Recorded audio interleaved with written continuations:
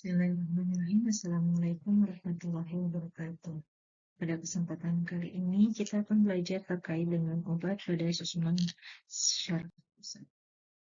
Adapun tujuan dari pembelajaran ini yaitu mahasiswa mampu memahami, menjelaskan pengertian, penggolongan mekanisme kerja dari obat susunan syaraf pusat. Kemudian memahami terkait dengan indikasi, kontraindikasi, efek samping dari obat-obat susunan syaraf pusat. Berikut adalah sistem syaraf pada manusia.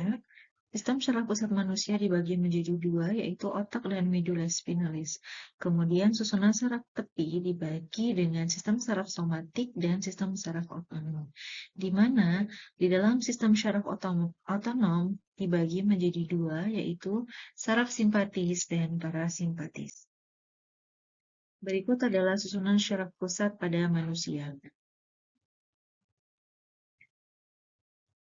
Susunan syaraf pusat pada manusia terdiri dari dua, yang pertama yaitu otak dan tulang belakang. Adapun bagian dari otak ada tiga, yaitu ada cerebellum, ada batang otak, dan kemudian ada cerebral hemisphere. Cerebellum ini berfungsi untuk mengendalikan dan mengkoordinasikan gerakan-gerakan. Sedangkan batang otak, dia berfungsi mengendalikan fungsi faal dan perilaku otomatis. Untuk cerebral hemisphere, dia berfungsi untuk fungsi utama lainnya, yaitu berhubungan dengan bagian tubuh lain melalui susunan saraf perifer.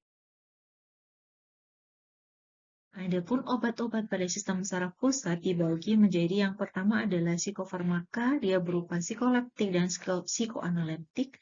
Kemudian obat untuk gangguan neurologis seperti antiepilepsi, untuk multiple sklerosis dan Parkinson. Atau bisa juga untuk memblokir rasa nyeri, contohnya analgetik, anestesi umum maupun lokal, serta obat untuk migrain. Yang pertama kita pelajari yaitu terkait psikofarmaka atau psikotropik. Psikotropik atau psikofarmaka ini bekerja pada susunan saraf pusat secara selektif. Efek utamanya yaitu terkait dengan aktivitas mental dan perilaku. Biasanya digunakan untuk gangguan psikiatri.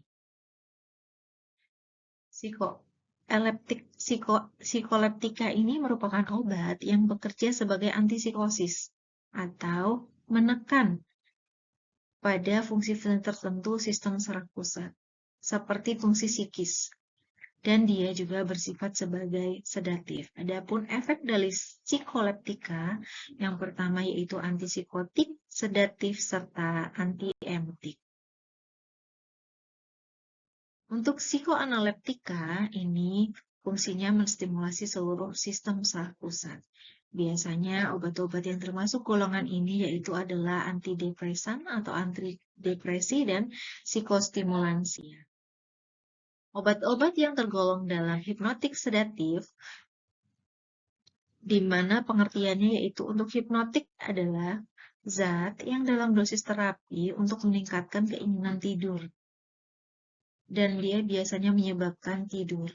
Kalau hipnotik ini memiliki efek mengantuk, mempercepat tidur. Kemudian sedatif ini obat efek hipnotik yang diberikan dalam dosis yang lebih rendah sehingga efeknya menenangkan, bisa menurunkan aktivitas dan mengurangi ketegangan. Golongan-golongan obat hipnotik sedatif yang pertama yaitu golongan barbiturat, golongan benzodiazepin, dan kloral serta derivatnya. Adapun beberapa indikasi dari golongan hipnotik sedatif ini biasanya digunakan untuk pasien-pasien yang mengalami insomnia atau gangguan tidur. Contoh dari golongan barbiturat adalah fenobarbital, hexobarbital, dan lain-lain. Untuk golongan benzodiazepin, contohnya alprazolam, diazepam, lorazepam, chlordiazepoksid. Untuk golongan kloral dan derivatnya, contohnya midazolam, alprazolam. Efek samping dari hipnotik sedatif ini secara umum yang pertama yaitu terjadi depresi pernafasan. Karena yang ditekan adalah sistem saraf pusat, maka pernafasan kita pun akan terdepres atau penurunan pernapasan. Kemudian bisa menurunkan tekanan darah kemudian bisa hangover effect seperti mual, muntah, serta perasaan ringan kepala dan lain-lain, atau melayang-layang. Untuk antidepresan, dia menyebabkan penurunan kadar untuk menyebabkan terapi pada depresi. Depresi ini terjadi karena adanya kadar serotonin, norepinefrin, dan dopamin ini menjadi turun atau rendah. Nah, fungsi dari antidepresan ini adalah menaikkan kadar ketiga neurotransmitter tersebut. Antidepresan ini memiliki efek memperbaiki suasana jiwa, dapat menghilangkan gejala-gejala murung dan putus asa. Adapun penggolongan dari antidepresan yang pertama yaitu antidepresan trisiklik, SSRI atau Selective Serotonin Reuptake Inhibitor serta penghambat monoamin oksidase. Antidepresan trisiklik ini merupakan antidepresan generasi yang pertama. Dia melakukan pengeblokan terhadap reuptake serotonin dan norepinefrin sebagai antagonis muskarinik, sehingga akibatnya adalah kadar serotonin dan norepinefrin ini menjadi tinggi. Obat ini digunakan untuk depresi endokrin sedang sampai berat yang dikaitkan dengan perubahan psikomotor dan fisiologis seperti hilangnya nafsu makan dan gangguan tidur, serta digunakan juga untuk terapi panic disorder. Beberapa obat golongan ini yaitu amitriptyline, amoxapin, imipramine, dan lainnya. Yang berikutnya yaitu Selective Serotonin Reuptake Inhibitor atau SSRI. Jika kadar serotonin berlebihan, maka terdapat suatu sistem reaktif atau pengambilan kembali. SSRI ini menghambat proses reuptake tersebut sehingga menyebabkan kadar serotonin menjadi meningkat. Biasanya digunakan untuk depresi, gangguan kecemasan, atau agorafobia, atau gangguan ansietas secara umum. Beberapa contoh obatnya yaitu fluoxetine, fluvoxamine, paroxetine, sertralin, citalopram. Golongan antidepresan yang berikutnya yaitu penghambat monoamin oksidase. Mekanisme kerjanya yaitu menghambat aktivitas monoamin oksidase sekaligus mencegah penguraian neurotransmitter monoamin sehingga dapat meningkatkan konsentrasi neurotransmitter monoamin.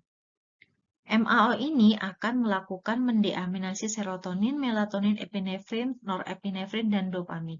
Dengan adanya penghambat MAO ini, maka kegiatan deaminasi dari beberapa neurotransmitter tersebut tidak terjadi. Contohnya adalah moclobemid, tetapi obat ini jarang digunakan karena interaksinya lebih besar dengan makanan atau dengan obat lain. Obat-obat terkait dengan antiepileptik. Epilepsi itu sendiri merupakan suatu penyakit di mana terjadi kejang. Kejang ini terjadi karena ada muatan yang abnormal dari neuron dari otak.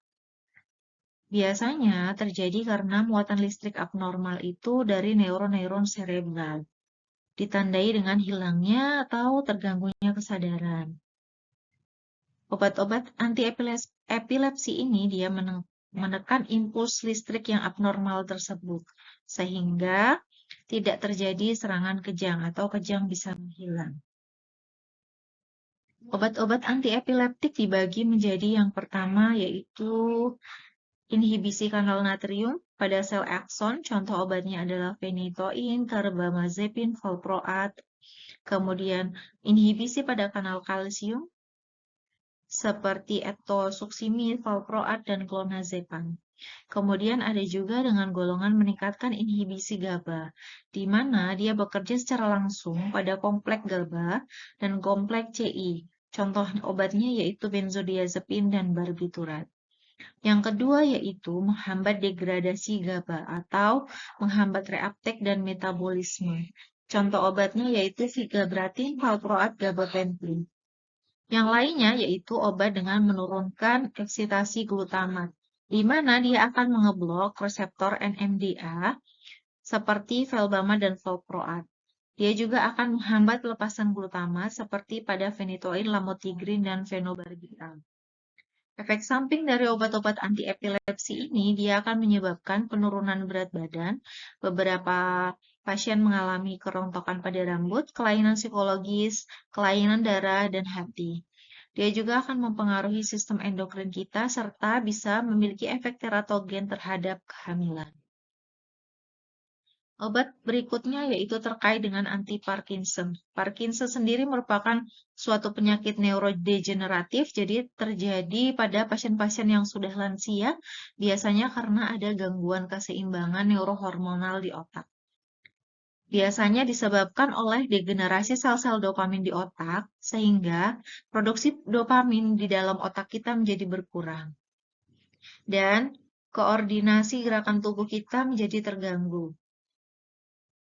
Obat-obat anti-Parkinson ini dapat memiliki efek samping pasien menjadi kebingungan pada lansia. Oleh karena itu, kita harus melakukan tapering dose dari mulai yang dosis rendah hingga dosis ditingkatkan secara bertahap. Obat-obat golongan anti-Parkinson ini dibagi menjadi obat-obat dopaminergic, biasanya merupakan first line terapi. Dia fungsinya meningkatkan kadar dopamin di dalam otak. Contoh obatnya yaitu levodopa. Kemudian ada antikolinergik, dia bisa mengurangi efek kolinergik sentral karena adanya defisiensi dopamin. Contoh obatnya yaitu trihexyphenidyl dan benzotropin. Obat yang mempengaruhi sistem saraf pusat yang berikutnya yaitu terkait dengan analgetik. Analgetik merupakan obat yang digunakan untuk mengatasi nyeri, di mana nyeri itu merupakan respon langsung dari rangsangan mekanis, kimiawi, atau fisik.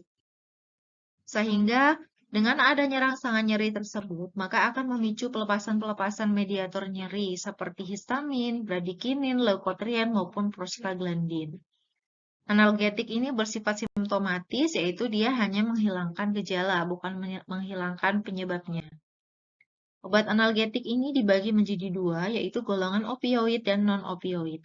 Adapun golongan non-opioid, dia digunakan untuk nyeri ringan hingga sedang, dan biasanya merupakan NSAID atau non-steroidal anti-inflammatory drugs. Analgetik opioid ini dia fungsinya menghambat nyeri dengan memblok reseptor nyeri yang ada di sistem saraf pusat kita, sehingga rasa nyeri akan berkurang. Biasanya digunakan untuk nyeri yang intensitasnya sedang hingga berat, seperti pada pasien-pasien yang mengalami infak pada jantung, pasien post-operasi, atau pasien-pasien kanker. Opioid ini bisa menyebabkan penurunan kesadaran, sehingga harus hati-hati. Contoh obatnya yaitu fentanyl, kodein, morfin, petidin, tramadol. Adapun analgetik yang non-opioid, dia bekerjanya secara perifer, sehingga tidak menghilangkan kesadaran dan juga tidak menyebabkan ketergantungan. Karena dia bekerja dengan menghambat enzim siklooksigenase, sehingga pembentukan asam araktidonat menjadi prostaglandin menjadi terhambat. Apabila produksi prostaglandin terhambat, maka respon nyeri pun terhambat. Contohnya yaitu ada NSAID non-selektif, dia ada asam mefanamat, ibuprofen, ketorolak, dan lain-lain, dan ada NSAID selektif. Contohnya celecoxib, meloxib, dan etoricoxib.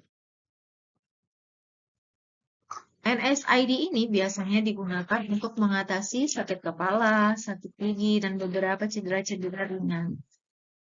Adapun efek samping dari NSAID ini biasanya gangguan usus, gangguan mukosa lambung, toksisitas pada hati, serta ada reaksi alergi. Obat yang bekerja pada sistem saraf pusat lainnya yaitu obat-obat anestesi. Anestesi ini merupakan suatu tindakan untuk menghilangkan rasa sakit, biasanya digunakan sebelum kita melakukan pembedahan. Kemudian obat anestesi ini memiliki efek menghilangkan rasa sakit di bagian tertentu dan dapat menghilangkan kesadaran. Anestesi ini dibagi menjadi yang pertama yaitu anestesi lokal. Dia digunakan secara lokal, kemudian pengaruhnya jangka pendek, bisa menghilangkan rasa nyeri tapi hanya pada tempat di mana obat diberikan. Contohnya menggunakan kokain, prokain, atau ada lidokain. Biasanya digunakan dengan cara diinjeksi, disalep, dioleskan, ataupun disemprotkan. Untuk anestesi umum ini, dia menyebabkan pasien menjadi tidak sadar karena pengaruh anestesi. Sehingga semua sensasi yang ada pada tubuhnya, hingga dari kepala hingga kaki semuanya menghilang. Dia kerjanya secara sistemik dengan menekan sistem saraf pusat secara reversibel.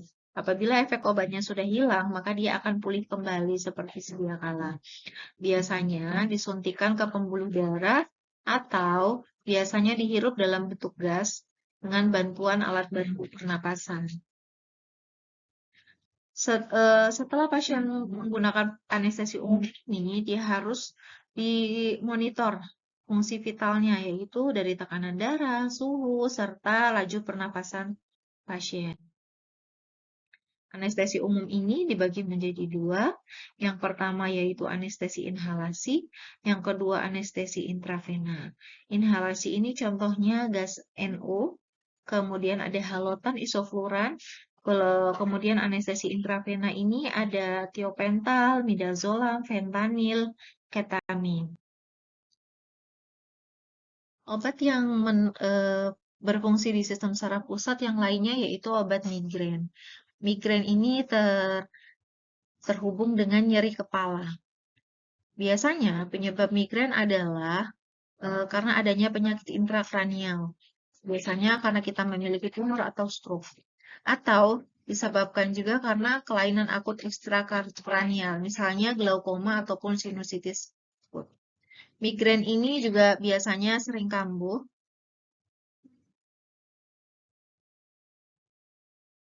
dan bisa disebabkan karena adanya dilatasi pembuluh darah. Terapi dari migrain ini menggunakan analgetik, menggunakan agonis serotonin, kemudian alkaloid ergot, dan antiemetik. Analgetik ini seperti paracetamol, ibuprofen, diclofenac. Sedangkan agonis serotonin biasanya seperti elatriptan, sumatriptan, nalatriptan. Kalau alkaloid ergot seperti ergotamin. Untuk antiemetik biasanya menggunakan metoclopramid, domperidone, atau fenotiazine. Biasanya digunakan untuk meredakan mual akibat migrain apabila kita menggunakan anti-emetik. Berikut materi terkait dengan sistem saraf pusat. Terima kasih banyak. Wassalamualaikum warahmatullahi wabarakatuh.